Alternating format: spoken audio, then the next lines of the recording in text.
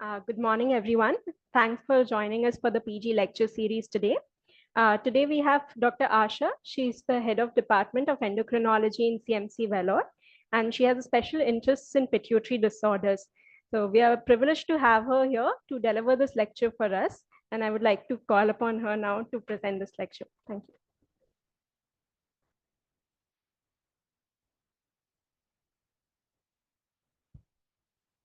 Good morning. I would like to thank Professor Samuel Hanstack, sir, and the team for giving us this opportunity to interact with all of you. And I think it's a privilege to do your post-graduation in CMC, where you get to interact with all specialties and get involved in the care of patients who go through multiple specialties.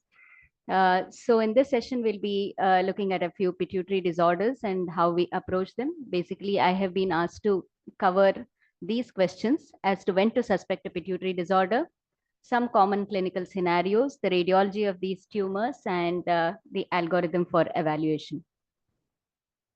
So when do we suspect a pituitary disorder? So first, let's understand where the pituitary is located and how it can get affected by different pathologies. So the pituitary gland is located in a small bony sella turcica, which is located below the brain. It's covered by a top layer of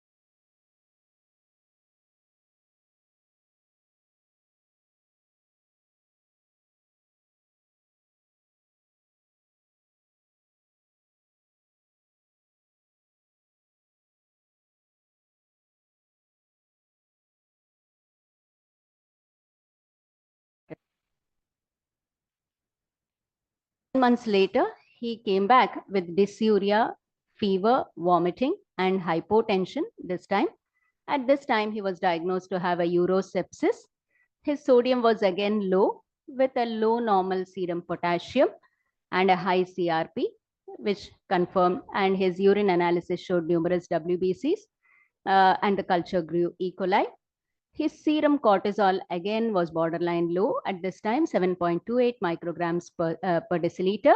He was treated with meropenem and normal saline for the urosepsis, with which his serum sodium was partially improving. 3 days after hospital admission, he developed ptosis and diplopia. So at that time, he underwent a CT scan of the brain, and that showed a pituitary apoplexy, which was further confirmed with an MRI of the pituitary, which on T1 weighted images, you're seeing a pituitary hemorrhage, an acute pituitary hemorrhage here in a pituitary tumor. So this is the CT scan, which is showing the pituitary tumor and a bleed on top of the pituitary here. So when you look at the patient, this patient is currently in the neurosurgery ward. You can make out that he has loss of body hair, loss of axillary hair. So these are features of androgen deficiency, which this patient has. And this has been going on for a while. So that is a clue that this patient has androgen deficiency and cortisol deficiency. So the problem is in the pituitary. So with these clinical features, we should have suspected hypopituitarism at the initial visit itself. So he was further evaluated for other pituitary hormonal functions. His thyroid axis was normal. As expected, he has secondary hypogonadism. Prolactin was normal. Growth hormone was low. And so he has secondary hypocortisolism, hypogonadism, and growth hormone deficiency.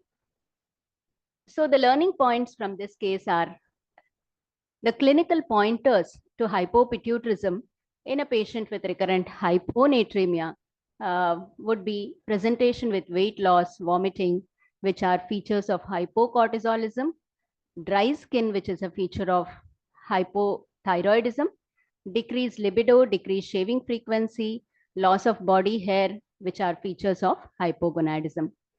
Patients with hypopituitarism quite often have a sallow, pale appearance of the skin, increased skin wrinkling due to growth hormone deficiency, postural drop in blood pressure due to cortisol deficiency, and hypothermia and absence of tachycardia during sepsis, which are pointers of hypothyroidism, loss of axillary, pubic, and pectoral hair, features of hypogonadism. And in a patient who has hyponatremia, if the potassium is normal or low, that again is a feature of secondary hypocortisolism, because in primary adrenal insufficiency, you always have hyperkalemia associated with hyponatremia. Hypoglycemia is another feature of hypocortisolism, and TSH alone is not sufficient to diagnose hypothyroidism.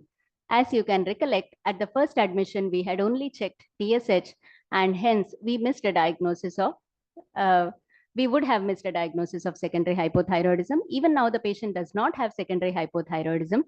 But remember, T4 has a long half-life. He has just had a pituitary apoplexy about 4 days ago. So T4 is still normal. In the next 1 month, you expect his T4 levels to go down after 4 half-lives. So you expect a hypothyroidism in the next 4 weeks. But as of now, his thyroid functions are normal. So the next case, a classical case, which you would have all seen. 28-year-old male presenting with progressive weight gain, swelling of the feet, striae, ecchymosis, skin hyperpigmentation, proximal myopathy.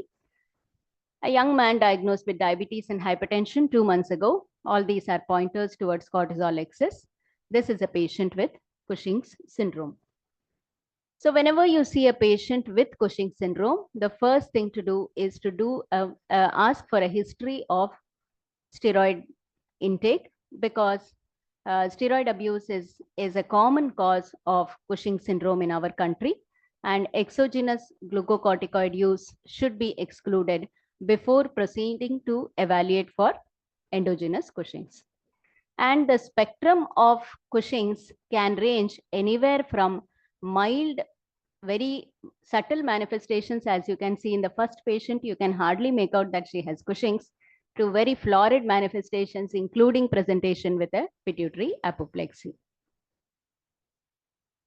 So the clinical features of Cushing's have been divided into discriminatory and non-discriminatory features. The discriminatory features are those that are characteristically different from those with simple obesity.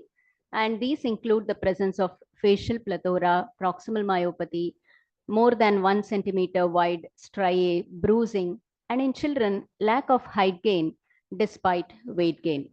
And also diagnosis of hypertension, diabetes, and osteoporosis at young age are pointers towards Cushing syndrome. Of late, there is a recent addition of recurrent infections as an addition to the discriminatory features. So among the causes of endogenous Cushing syndrome, ACTH-dependent causes are the most common, and in that pituitary ACTH-dependent Cushing syndrome is the most common, accounting for 68% of all Cushings. And quite often they are microadenomas, which may be difficult to detect on a MRI brain. So whenever you are suspecting a pituitary lesion, a pituitary tumor, it is best to ask for a pituitary protocol of MRI. In these patients, they would need a dynamic sequence MRI to locate these small microadenomas, which are usually not detectable on standard MRI of the brain, where you will use 5 millimeter cuts through the cella, and you may actually go in front and behind the tumor and miss the tumor completely. So whenever you are suspecting a pituitary lesion, always ask for a dynamic contrast enhanced MRI of the brain with pituitary protocol. So pituitary adenomas are the commonest, and microadenomas are more common, macroadenomas less common. Among the causes of ectopic ACTH-dependent Cushing's, you have neuroendocrine tumors of the thymus, bronchial carcinoids, pancreatic carcinoids, and small cell lung carcinomas as the cause of ectopic ACTH secretion. Among the ACTH-independent causes, which constitute 20% of Cushing's, we have adrenal adenomas, adrenal carcinomas, macronodular hyperplasia, and very rarely patients presenting with large tumors like this due to adrenocortical carcinoma. So how do we evaluate these patients? So first of all, do a morning cortisol to exclude glucocorticoid abuse. And subsequently, if your suspicion of endogenous cortisol excess is high, then you do the 3 screening tests, which is late night salivary cortisol, which is done at 11 p.m. using a salivate. You can do 24-hour urinary cortisol, as well as an overnight dexamethasone suppression test after completing these 2 tests. And if 2 out of the 3 screening tests are positive, then you proceed to check the ACTH level. And if the ACTH level is elevated, then you proceed with further evaluation with a pituitary MRI to look for the pituitary adenoma secreting ACTH, because that is the most common cause. And if that is negative, only then evaluate for an ectopic ACTH-dependent Cushing syndrome. Pituitary Cushing's is more common in females, while if you have a male patient presenting with rapid onset of symptoms, severe hypokalemia, severe muscle weakness, then your suspicion towards ectopic Cushing's would be higher. So in our experience in our hospital about the surgical cure rates for patients with endogenous Cushing's due to a pituitary adenoma, the surgical cure rates are about 86% for microadenomas and about 56% for patients with macroadenomas. And surgery is the treatment of choice for these patients. In patients who are not cured with surgery or who are poor surgical candidates, or when you have very severe hypercortisolism, where you have to control the cortisol excess to some extent before getting a medical fitness for surgery, in such situations, you would give them medical treatment to lower the cortisols, and ketoconazole is the most commonly used drug. So among the various agents that are available to control hypercortisolism in these patients, we could use drugs directed towards the pituitary, where we can use cabergoline, the dopamine agonist, somatostatin analogs, octreotide usually does not work in these patients. So we have to use pasireotide, and we can also use adrenally directed agents like ketoconazole, osilodrostat, mitotane, etc. And in refractory cases where we are not able to control with one or two agents, sometimes we may have to use a third agent to block the glucocorticoid receptors with mifepristone. So the adrenally directed therapies actually act at multiple levels, blocking the synthesis of cortisol from cholesterol. So this is the pathway from cholesterol to cortisol, and various enzymes are involved along the pathway, and these drugs act at multiple places, blocking the various enzymes that lead to the synthesis of cortisol from cholesterol. So this was the Fresco study in France, which looked at 200 patients who were treated with ketoconazole for control of hypercortisolism. Ketoconazole is a drug that inhibits three enzymes along the pathway, that is the side chain cleavage enzyme, 17-alpha hydroxylase and 11-beta hydroxylase. And this was used both for its as a pre-surgical treatment, as primary treatment, or as secondary treatment following failure of surgery for patients with Cushing's. And in all those three categories of patients, it was found that about 50% of patients responded to ketoconazole treatment, and about 15% finally escaped from the effects over a period of time. So it is not a long-term solution. For short-term, to control hypercortisolism, you can use ketoconazole in these patients, and that is what we commonly use among our patients with Cushing syndrome. About 15% develop liver enzyme elevation, which is a common side effect, and you would have to stop the drug only if the liver enzymes are more than 3 to 5 times the upper limit of normal. In very difficult cases, in severe Cushing's, where you're unable to control the cortisol excess, or sometimes it is very difficult to find the source of ACTH excess in a small proportion of patients, less than about 5-10% of patients. In such situations, we may have to resort to bilateral adrenalectomy, because the cortisol excess may be life-threatening in certain patients presenting with severe sepsis, recurrent thromboembolic complications, or refractory hypokalemia causing severe muscle weakness and myopathy. So the complications of bilateral adrenalectomy would be the risk of adrenal crisis in about 4 to 9 per 100 patient years. And after adrenalectomy, they can develop Nelson syndrome, that is the primary tumor which was secreting ACTH, then starts surfacing up, and the tumor starts growing because there is lack of inhibition from the cortisol, which was causing a negative feedback effect. So the tumor grows and the ACTH increases. So then you will be able to detect the tumor. The patient develops hypopigmentation. The surgical morbidity is about 15% because these patients are quite moribund with severe muscle weakness and risk of infections. Mortality rates are about 33% for these procedures. So this straightforward diagnosis. What is the diagnosis here? Very easy. Acromegaly, yeah. So this is a 50-year-old gentleman presenting with enlarged hands and feet, headache, recently diagnosed with diabetes. So he has a pituitary macroadenoma secreting growth hormone, and that's the cause of acromegaly. So as per the recent consensus guidelines, IGF-1 should be used for screening for these patients, and an IGF-1 more than 1.3 times the upper limit of normal with the characteristic clinical signs and symptoms of disease is enough for diagnosis. If there are equivocal results, then you would need repeat measurements or a growth hormone suppression test. So this is the grading of pituitary tumors, radiological grading, which is the modified Hardy's grading for suprasellar extension. Hardy's grade A, B, and C for the suprasellar extension. Hardy's grade D extends into the brain parenchyma, and grade E is extending laterally into the cavernous sinuses. There is also another classification known as the NOSP classification, which helps us to define the relation of the tumor to the carotids which are present lateral to the pituitary, and that will help us understand the likelihood of remission following surgical excision.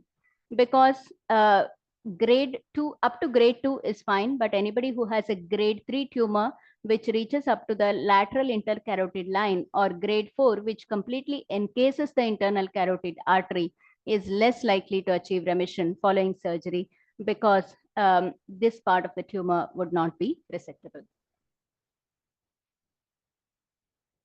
With regard to treatment of acromegaly, again, surgery is the treatment of choice, and our success rate is about 32%, because most of these are macroadenomas, and many of our patients present very late. Of late, we have had a few patients even coming with malignancies because of untreated long-term growth hormone excess. So recently, we had a patient who was diagnosed to have colon cancer, which needed treatment for the colon cancer first before proceeding with treatment of acromegaly. Another patient currently is getting evaluated for a lung cancer. So our surgical remission rates are about 56% in microadenomas and 29% in macroadenomas.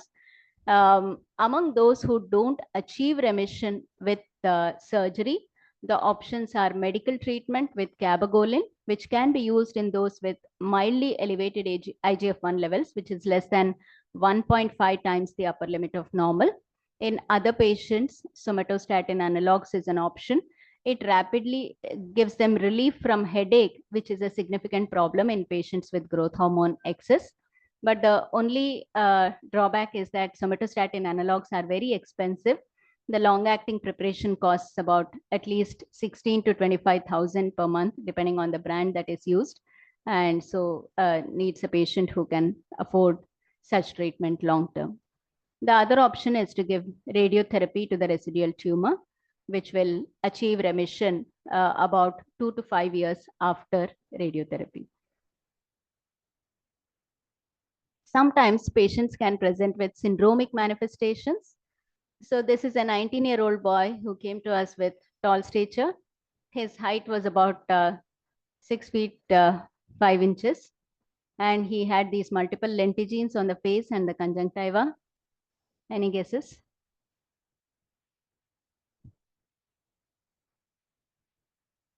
Tall stature, multiple lentigens. And he also had this pituitary macroadenoma secreting growth hormone. That was the cause of his tall stature. And he had this testicular tumor.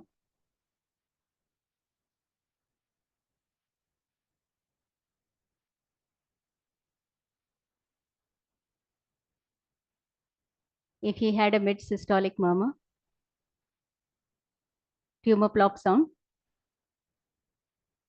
Carney's complex. So this is a patient with a Carney's complex, where you have a young patient coming with tall stature gigantism due to a growth hormone producing pituitary adenoma, multiple lentigens on the conjunctiva and the face, along with testicular tumors, which are a feature of Carney's complex. They can also have atrial myxomas. Any guesses? These are two brothers with acromegaly. Acrogigantism, in fact.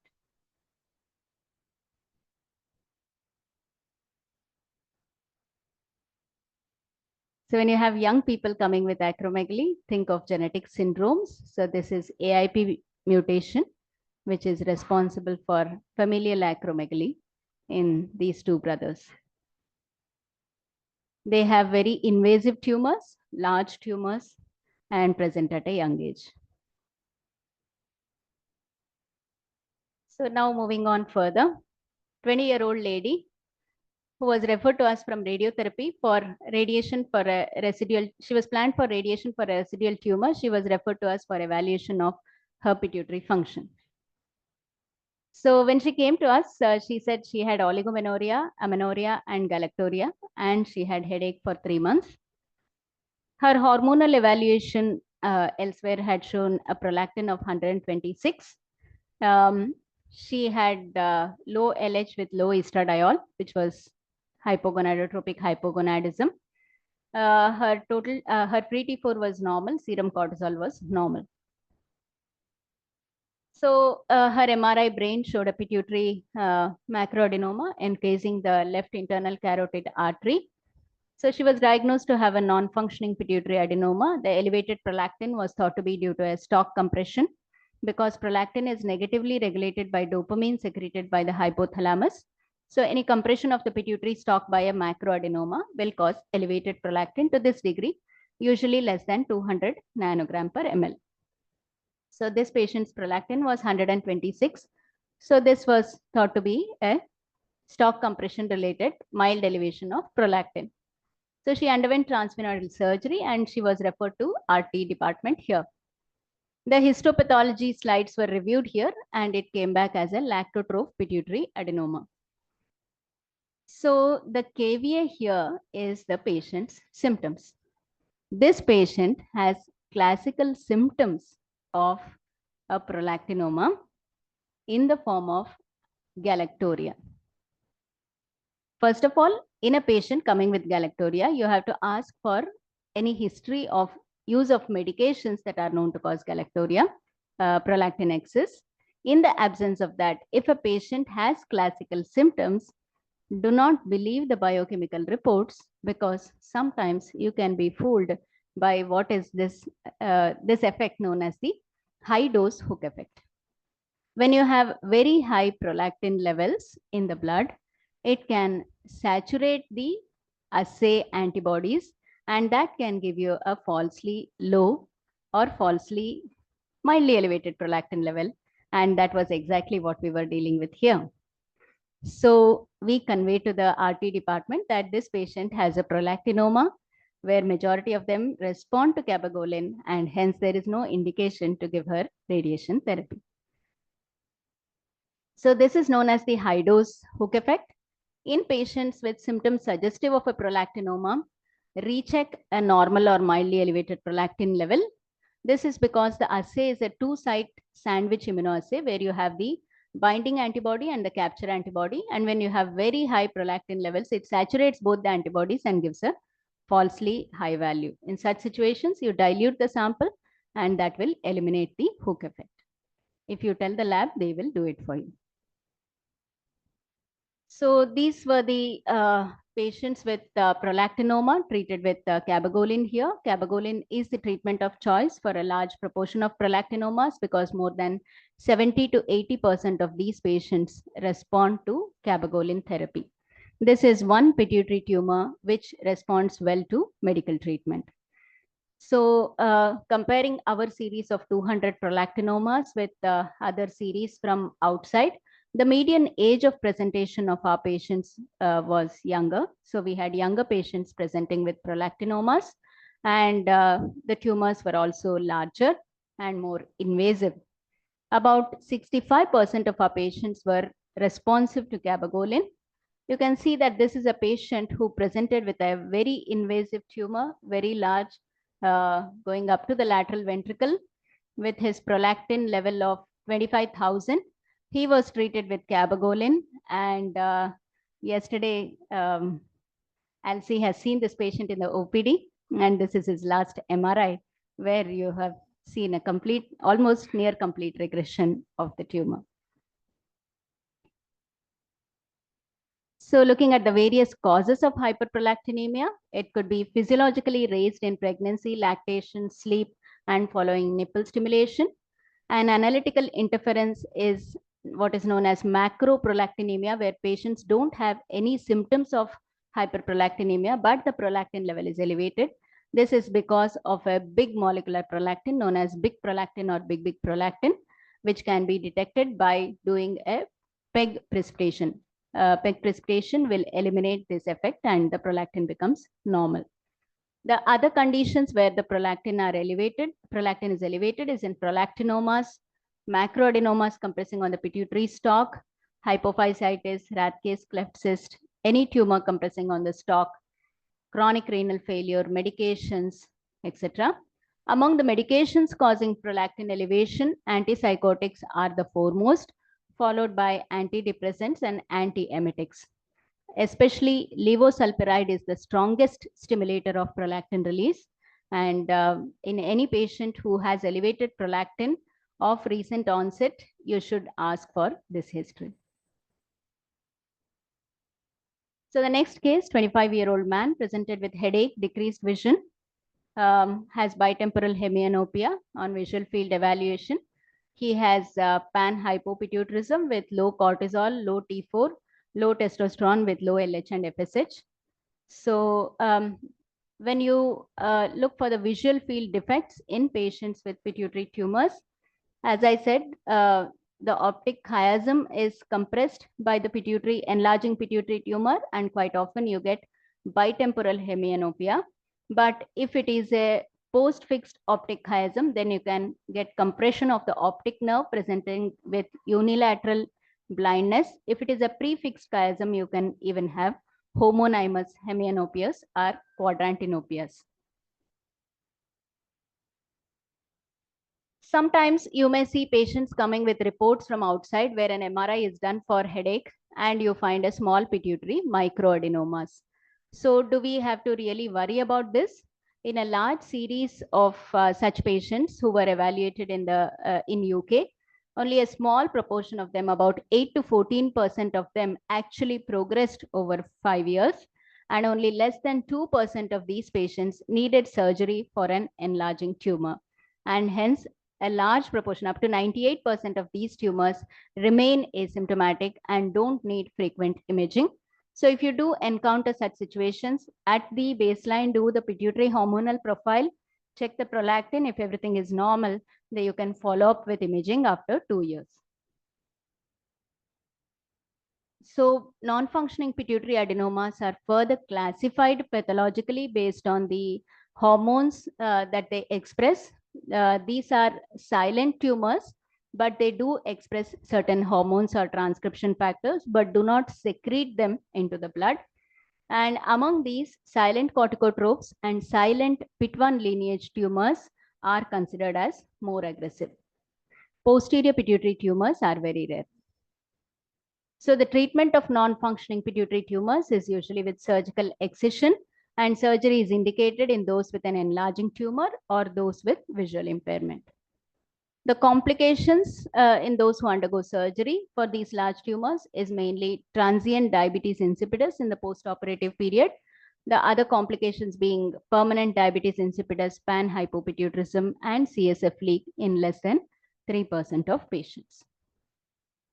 Long-term tumor growth occurs in about 50% who have a residual tumor and in about 12 to 15% in those who do not have a residual tumor. And in those with paracellular tumor extensions beyond 3 and 4, there is a higher likelihood of need for adjuvant therapy, especially in those with aggressive tumors. So this was our series of silent corticotroph adenomas, which are one of the aggressive variant. When they were compared with the other non-functioning pituitary tumors, we found that our silent corticotroph pituitary tumors presented at a younger age. They were larger, more invasive, more likely to recur or progress, and more often needed some form of adjuvant therapy following surgery. What about radiotherapy in those who have a residual tumor? There are two forms of radiotherapy that are offered to these patients. Stereotactic radiotherapy, which is given in multiple fractions over a period of 25 days, or of late they are using the hypofractionated stereotactic radiosurgery, which is given over 5 days, provided the residual tumor is at least 2 to 3 millimeter away from the optic chiasm. That is the only requirement there. Tumor control is achieved in 93% of patients, and onset of new pituitary hormonal dysfunction deficiency is about 20% over 5 years. The options of medical treatment in non-functioning tumors is very less. Responsiveness to cabergoline is less than 10% in these tumors, and in very difficult to manage tumors, temozolomide can be used. Some of these pituitary tumors can behave aggressively, though they are not carcinomas. Carcinomas are also occur in the pituitary region, but they are very rare. But quite often we do have some silent corticotroph tumors behaving aggressively, where they recur multiple times despite standard therapies. So this is one of our patient who needed 3 surgeries and twice radiotherapy in a span of 8 years. And following the second radiotherapy, he actually was given temozolomide to control the tumor regrowth, and subsequently he has remained in remission. A few words about Sheehan syndrome. So in our country, where obstetric care is not well established in certain remote parts of the country, especially in rural areas, patients who have postpartum hemorrhage can develop Sheehan syndrome, which is a postpartum pituitary apoplexy, which can occur due to thrombosis of the vessels supplying the pituitary. And there are various predisposing factors that have been quoted, including genetic factors, increased thrombogenic state in these patients, as well as severe PPH, which compromises the vascular supply. And the anterior pituitary is most commonly affected because it is supplied by the portal system of vessels, which supply the anterior pituitary. The diagnosis is established by the classical history, where they present with postpartum hemorrhage, lactational failure, and subsequently failure to resume the menstrual cycles following delivery. They can either present with delayed manifestations, that is, they have lactational failure and subsequently over a period of time, they develop manifestations of secondary hypothyroidism or hypocortisolism. That is how usually the sequence evolves. Very rarely they can present with abrupt hypocortisolemic crisis in the postpartum period. The treatment is with treatment of the hormonal deficiencies.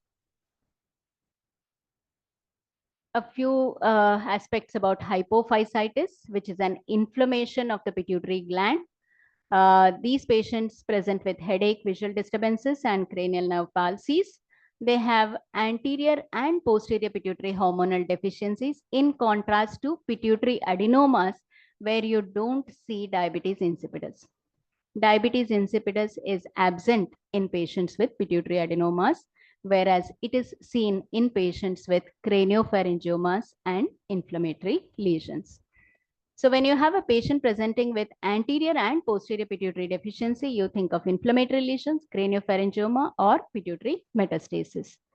The hormonal workup is similar to that of pituitary adenomas. In addition, you would check the serum sodium and plasma and urine osmolarity for DI, and MRI with gadolinium contrast will help establish the diagnosis.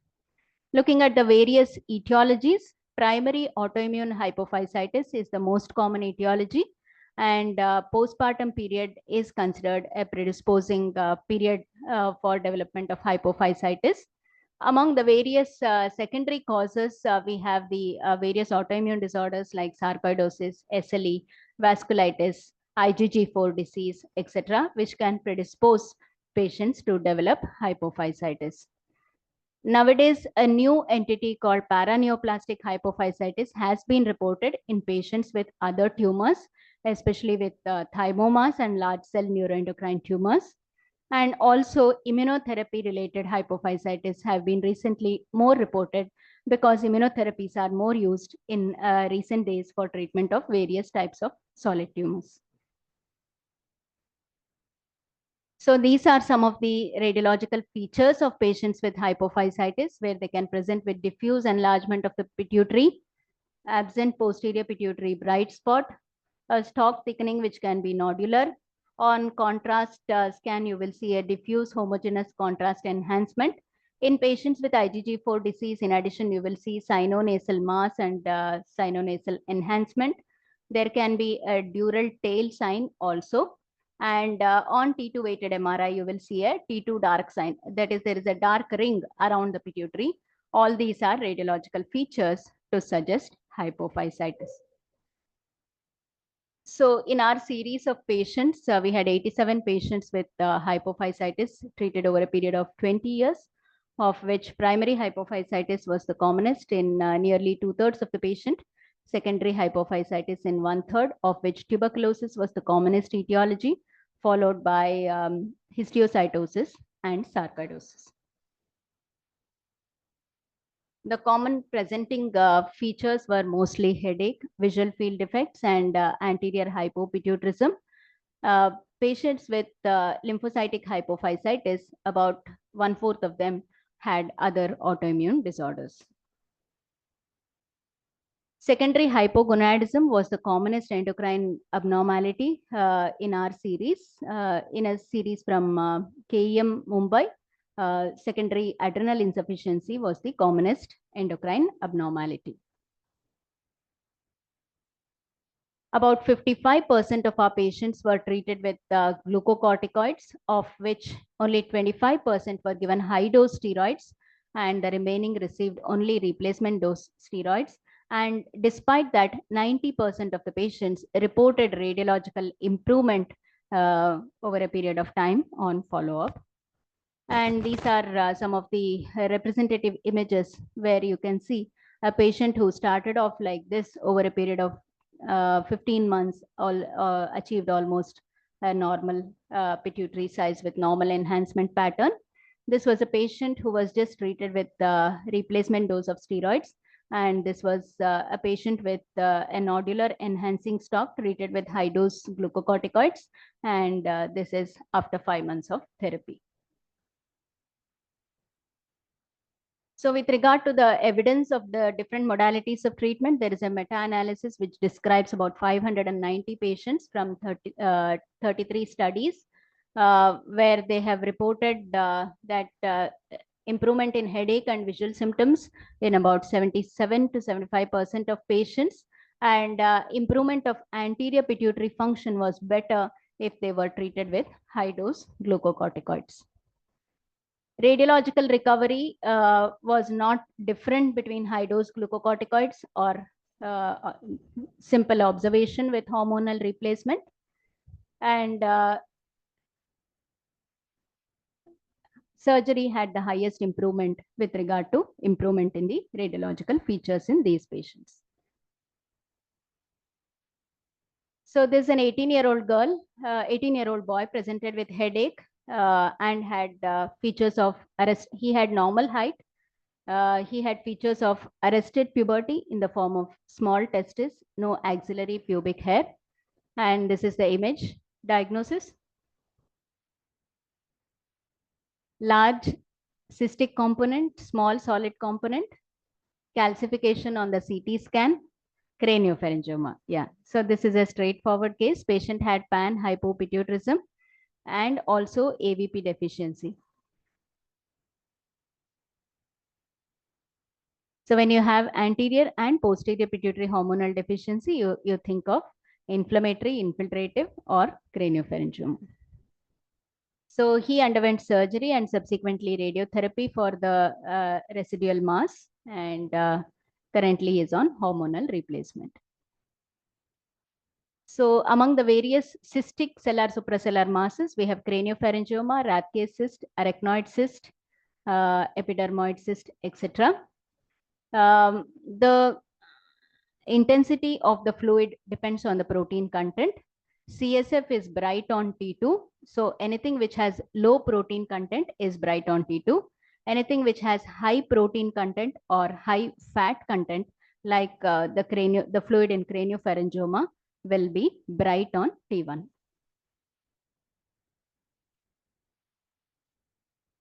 So it has a bimodal, craniopharyngioma has a bimodal age distribution in children as well as in the older age group. It has anterior pituitary as well as AVP deficiency. Adamantinomatous tumors are more commonly cystic. Treatment is, they are locally invasive tumors. So surgery is usually unable to achieve cure. So most patients would need adjuvant therapy following surgery, mostly in the form of radiotherapy. So this is a patient with an arachnoid cyst, where on T2 weighted MRI, you're seeing a bright cystic area here, which is similar to that of CSF. This originates because of a defective diaphragma sellae through which the arachnoid herniates, and they present with headache and visual field defects. The treatment of this condition is with surgery. Rathke's cleft cyst, these are benign lesions arising from the Rathke's pouch. They present with cystic lesions. Again, the cyst fluid content depends from low protein to high protein content, and the intensity depends on the protein content of the fluid. They can have mural nodules in about 35 to 45% of patients. Treatment is with marsupialization of the cyst. Other common lesion which you would encounter would be meningiomas. They are T1 and T2 hypointense, and they enhance brilliantly with contrast, and they have a dural tail. So that is the characteristic feature of meningiomas. Treatment is with surgical excision. Germinomas present commonly in the younger age group. They present with subacute onset of headache, visual field defects, and neurological symptoms. They often have multiple lesions like what you're seeing here, and they can even have drop metastasis. They can also present with anterior and posterior pituitary hormonal deficiencies. Treatment is often with systemic chemotherapy and radiotherapy. Chordomas are other tumors in this region where you have involvement of the bone underneath the pituitary gland. So the bone is destroyed, which is the lesion is T1 hypointense and it is T2 hyperintense and enhances with contrast. They are known to recur very fast, and treatment is with surgery followed by radiotherapy. Histiocytosis are actually hematopoietic lesions due to accumulation of CD8 plus cells, and they are characterized by lytic bony lesions, more often in the skull and the other bones as well. They present with bony pain and headache due to hypothalamic lesions, present with anterior and posterior pituitary hormonal deficiency. MRI shows these lesions which strongly enhance with gadolinium. Treatment, most often they are multifocal by the time they are detected and would need systemic therapy. Pituitary metastases are an uncommon complication of malignancy. So when you have a patient presenting with rapidly progressive neurological features or diabetes insipidus, then you think of pituitary metastasis. And quite often it indicates a poor prognosis because it indicates a rapidly progressing malignancy. Not to forget to look for an ICA aneurysm. In this situation, this is a patient with a prolactinoma with an underlying ICA aneurysm. When the patient presented to us, his prolactin was 1470. He was started on cabergoline, and 6 months later, a repeat imaging showed regression of the tumor, but you are seeing an unusual lesion here where on T2 there is layering, which is indicative of an aneurysm. So we should never operate on a patient with an aneurysm. So this patient had this classical onion skin appearance on T2-weighted MRI. This was confirmed by CT angiography and DSA, and he underwent endovascular occlusion. A few words about the perioperative evaluation and management of patients with pituitary tumors. In all these patients, we do their hormonal evaluation before surgery, metabolic assessment, and overall assessment of metabolic fitness. The hormonal evaluation is with the morning cortisol electrolytes, T4 and TSH. TSH alone is not sufficient to make a diagnosis of hypothyroidism. Prolactin to check if it is a prolactinoma, testosterone and LH, and in women who have amenorrhea, estradiol and FSH. If you have a patient with acromegaly, you will do IGF-1 and growth hormone profile. And if the morning cortisol is less than 3.6, it establishes the diagnosis of hypocortisolism. Start them on steroids. Between 3.6 to 16, you do an ACTH stimulation test, and more than 16. If the patient is less than 60 years of age, we safely operate them without perioperative steroids. So we do the ACTH stimulation test with acton prolongatum, which is porcine sequence of ACTH. And we use 25 units IM injection over the deltoid because synactin is not available these days. And if following ACTH stimulation, it is more than 18 micrograms, they are said to have passed the test and don't require perioperative steroids. Less than 18, you give them perioperative steroids and also continue oral glucocorticoids. Those with low T4 and low free T4, then they are started on thyroxine. And this is started at least 2 weeks prior to surgery for them to achieve stable T4 levels before going for surgery. And all patients who have hypocortisolism are given this hydrocortisone card. We don't treat mild sex hormone deficiency and growth hormone deficiency prior to surgery, expecting a recovery of these axes following surgery for the pituitary tumor. Metabolic assessment, we do their calcium phosphorus albumin to rule out MEN1 syndrome and also their glucose and lipid profile, and to assess medical fitness, chest X-ray, ECG, and other relevant investigations. In our practice, we have also found that postoperatively, a significant proportion of our patients, even up to 36%, develop delayed hyponatremia about 6 to 7 days following surgery for their pituitary tumors, and hence we follow up these patients postoperatively with intake output charts and their sodium levels 7 to 10 days post-surgery. And there is a recent study which has shown that a postoperative fluid restriction has shown to reduce the incidence of hyponatremia. And so we recently completed a study where we found that this postoperative fluid restriction to 1.5 liters helps significantly reduce the occurrence of delayed hyponatremia and thereby the readmissions. So this is our pre-op and post-op evaluation of the patients in a single slide, just for the residents to remember during their day-to-day work. So to summarize, a variety of lesions can present with solid and cystic cellular supracellular masses. And the pattern of pituitary deficiency or hormonal excess helps us to identify the likely lesion.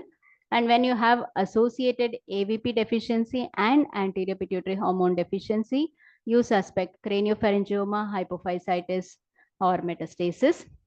The clinical presentation and imaging characteristics help determine and the cause and initiate appropriate treatment. Hypophysitis is another aspect to keep in mind in a patient presenting with pituitary stalk thickening and a diffuse homogeneous enhancement. ICA aneurysm should not be missed with the classical imaging features and should never be operated upon. Thank you.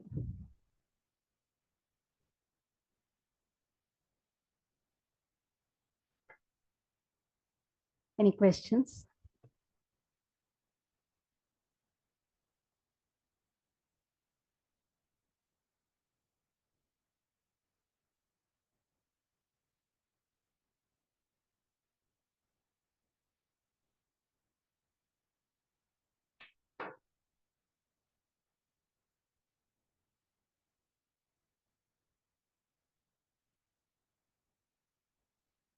Any questions? No?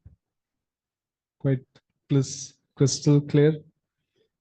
Yeah, I want to thank Dr. Asha and I think the entire endocrinology team for being a part of our postgraduate PG lectures. I'm sure some of them, half of our PGs are on the periphery, so some of them would have logged in from there. Others are over here. So thank you once again, and I guess make sure all your friends knows these are mandatory sessions, right? Everybody is supposed to attend. If anybody has any issues, anybody not letting them come, let me know. And we have marking the attendance. Your pre-posts are being marked. And right now, I'm just requesting Dr. Asha and the team to help out so that the next level of keeping you awake is to get you into some interactive mode with the contents that we have. And so some of our PG committee is working on that to work out PG training modules so that you go through these contents and interact with it and see whether you are really conceptualizing the concepts and able to pick up your diagnosis. So thank you for all coming. Any other announcements? Nothing, such anything. Okay, fine. So how many?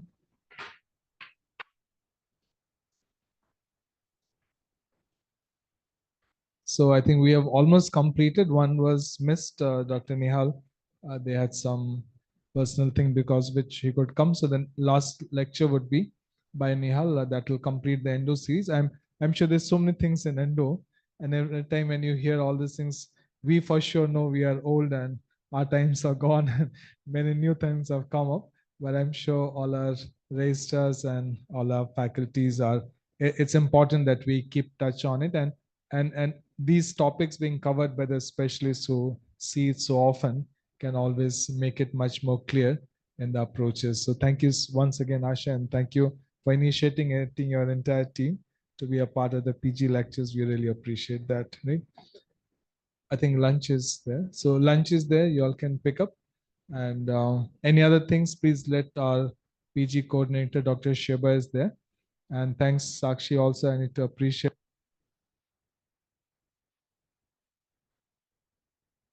Thank you. Thank you so much. Thank you.